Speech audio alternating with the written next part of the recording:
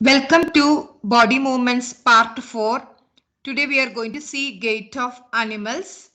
In this, the different types of movements in animals we are going to see, and here we will be discussing about the movements in earthworm, snail, cockroach, fish, snake,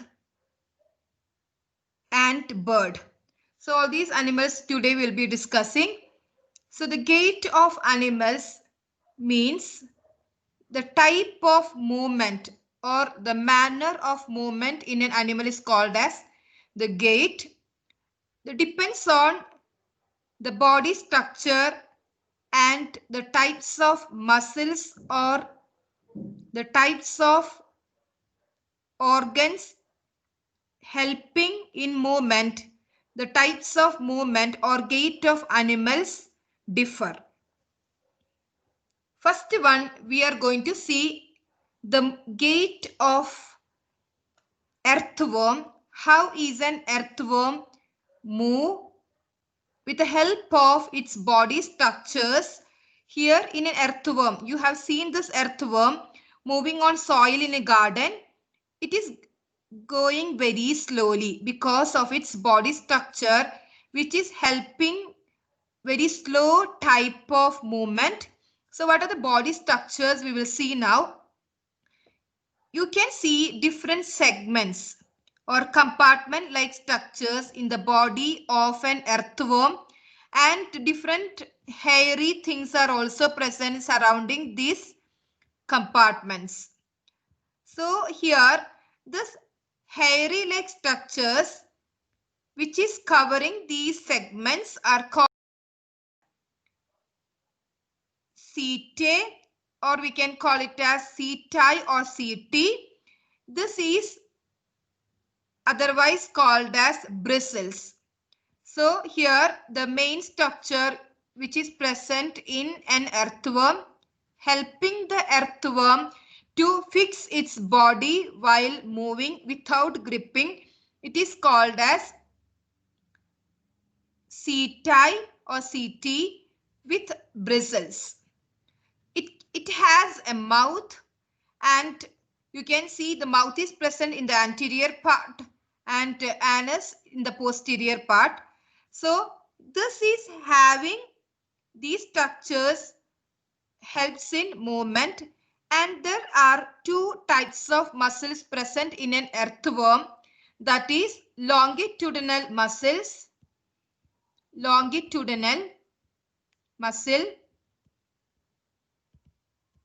and circular muscle. There are two types of muscles present in an earthworm. So these muscles are playing main role in the movement. So here, now I'll show you how it is moving. So if this is an earthworm, the earthworm normally while moving, it will be lengthening its body. Otherwise, it is wide and very thick. So you can see it is not very long, and all the segments are tightly packed in this way. Once it starts moving, what happens?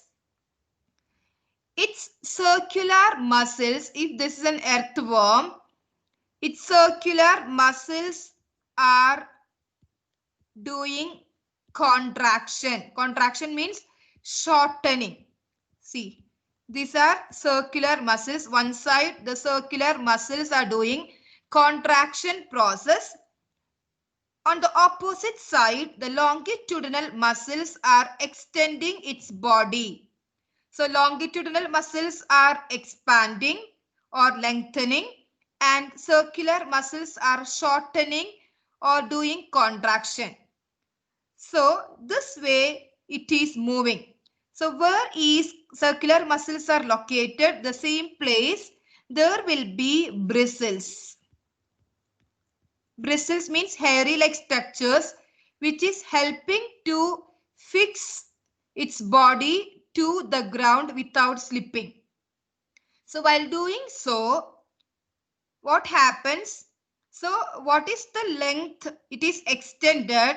This much length it will be moving its body. So if this is 1 centimeter, this much 1 centimeter one time movement makes the earthworm to move. So that's the reason it is moving very slowly. So this is the way an earthworm move by using its body structure, that is muscular contraction and expansion with the help of the structure setae and bristles. Now there are some interesting facts about an earthworm. While studying earthworm, you'll be having many doubts like, do they have eyes? Do they have mouth? How do they eat? And what is the use of this earthworm in composting and all? So do they have eyes? Not really. But how do they respond? They have a type of receptors made up of cell. So it's a type of cell only. The cell is acting as receptors to identify whether it is light or dark condition, so that accordingly it will be moving its body. Do they have mouth for eating? Yes. They have strong muscular mouth but no teeth for an earthworm. So with the help of this mouth, it will be eating all the decaying vegetation, and after eating, the undigested matter will be removed through the anus. And this undigested matter is adding fertility to the soil. So earthworm is known as farmer's friend because of this reason, because the undigested matter which is coming out of its body is adding nutrients to the soil. So it is enriching the soil and helping the plant to grow well. Next we will see about snail. So snail, you can see snail in your garden or in field. So it is having a type of structure, a shell which is made up of, that is considered as its outer skeleton without any bones and muscle. And you can see instead of for us nose is the respiration. We are using nose for inhalation and exhalation. Here pneumostome, you can see one structure, pneumostome. It is an opening present in its body helping for respiration, and it is having different structures helping the snail to survive and movement.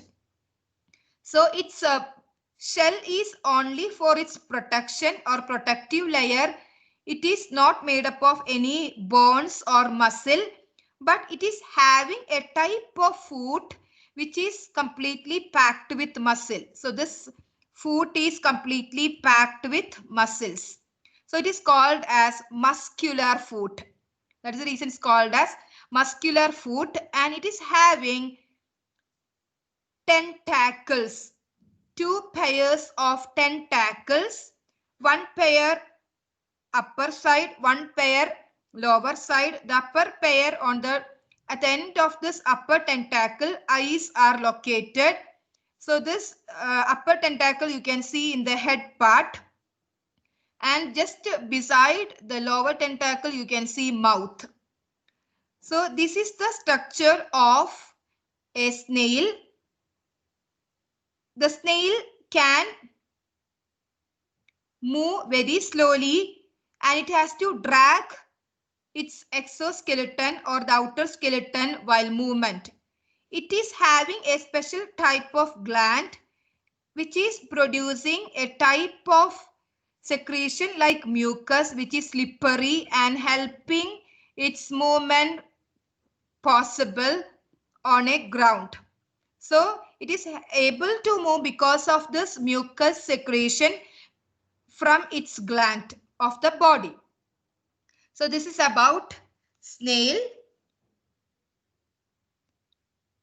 Next we will move to cockroach.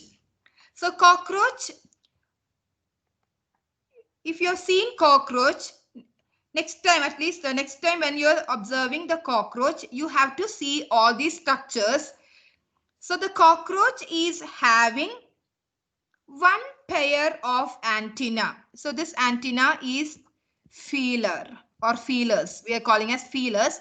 So one pair of antenna, and you can see what are the other structures present for a cockroach.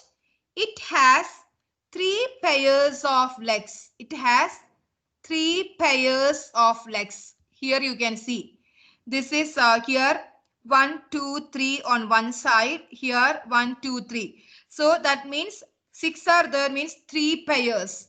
So it is pairing with the next side leg. So it is having 3 pairs of legs and 2 pairs of wings. It is having 2 pairs of wings. So rarely it flies, but it is having 2 pairs of wings. You can see here, this is one pair and another side, one more pair is there, that are wings. And next one is, it is having hard exoskeleton, and it is having a structure helping for its respiration. So spiracles are there for respiration, and it is having a type of structure helping the cockroach to do tripod gait. What is tripod gait means? I show you. Here, one side of the body, it has 3 legs are there. Another side, 3 legs are there. At a time, it won't use all these. So what it will do? It will be using, if it is using these 2 on one side, the same time it will be using another one on opposite side. Or if it is using this one and the last one, it will be balancing. So it will be looking like this. So you can see 1, 2, 3. It is called as tripod gait. So one side both the legs are fixing and another side only one leg is fixing. That is helping to remain on the ground with balance. So this way the cockroach is balancing, and the cockroaches rarely fly. The wings are mainly used to glide to the ground from an elevated spot. It is having antenna or feelers that is helping to smell things. And compared to snail and compared to earthworm, it is one of the fastest moving or fastest showing gait among the animals. Next we'll see about birds. So this you have studied in 4th standard, so no need to go in detail. The birds are having hind limbs. So for us, forelimbs and hind limbs are there. The forelimbs are our hands and hind limbs are our legs for us. Okay. So, but for birds, these forelimbs are modified to wings. Hind limbs are modified. It is a type of modification. It is not looking like the same kind of legs. It is looking like its foot. So the hind limbs, it is, we can call it as its foot or leg, and helping for its movement when it is not flying. So always it will not be flying. Flying time it will be making use of its wings and breast muscles. So what are the other features present in a bird? So the birds are having wings. You can see here wings. These wings are having feathers.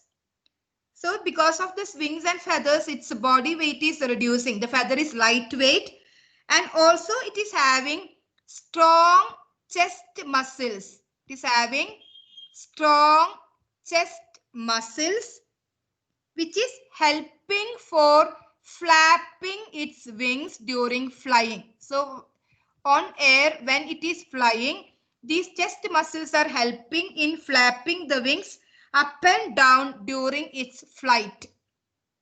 And its bones are hollow and very lightweight.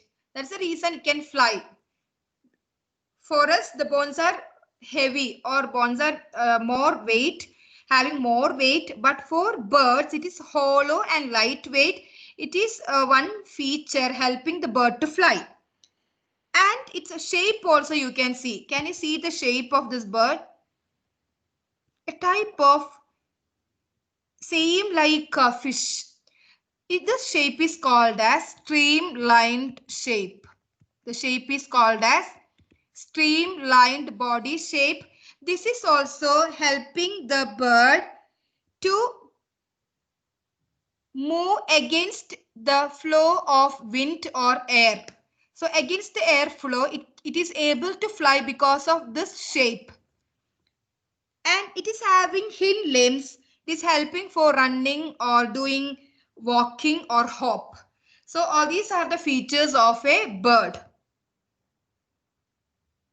Next we will see fish. So in a fish, just now I told you the type of the shape in a bird, streamline shape. The same shape, can you see here? The same shape. It will be like this.